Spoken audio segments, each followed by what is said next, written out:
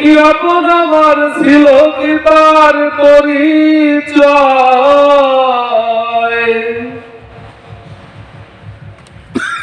তোমাকে দেখলে কেন বলো বড় আপন মনে হয় আয়ুব ভাই। তোমাকে দেখলে কেন বলো বড় আপন মনে হয়।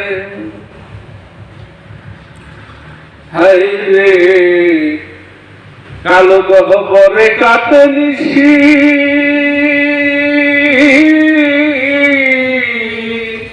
তুমি ছিলে কালো শশী, গুণের ছিলে নুন কালো।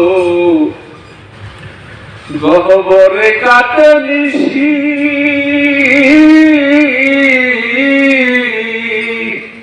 তুমি ছিলে কালো শশী, গুণের ছিলে নুন। আমি ছিলাম কাফে মিশি, আমি ছিলাম কাফে মিশি, পলকেতে যুগ যায়। তোমাকে দেখলে কেন বলো বড় আপন মনে হয়। তোমাকে দেখলে কেন বলো বড় আপন মনে হয়। হায় রে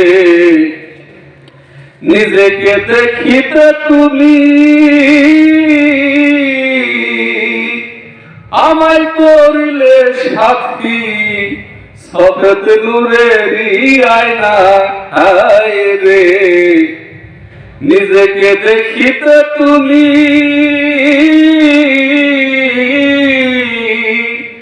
আমায় করিলে সাথী, সফেদ নূরেরই আয়নায়। দেখিতে আপন ছবি বন্ধু কোন সে মহিমায়। ওরে দেখিতে আপন ছবি, দেখিতে আপন ছবি বন্ধু কোন সে মহিমায়। তোমাকে দেখলে কেনে বলো বড় আপন মনে হয়। তোমাকে দেখলে কেন বলো বড় আপন মনে হয়। তুমি কি আপন আমার, তুমি কি আপন আমার ছিল কি তার পরিচয়? তোমাকে দেখলে কেনে বলো বড় আপন মনে হয়। ওরে প্রেম করিয়া যেদিন ভুলে যায়, খাজা রহমত বলে সে তো আসল প্রেমিক নয়। হায় রে প্রেম করিয়া যেদিন ভুলে যায়, খাজা রহমত বলে সে তো আসল প্রেমিক নয়। আমাকে লুকাইয়া তুমি দিলে নিজের পরিচয়। আমাকে লুকাইয়া তুমি, আমাকে লুকাইয়া তুমি দিলে নিজের পরিচয়।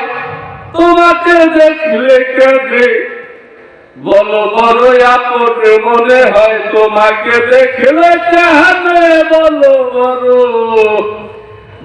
বড় আপন মনে হয়। তোমাকে দেখলে কেন বলো বড় আপন মনে হয়। ধন্যবাদ। সফেদ আর নূর বন্ধু না? হ্যাঁ সফেদ আর হলো নূর। হ্যাঁ কি সফেদ হলো নূর হলো একটা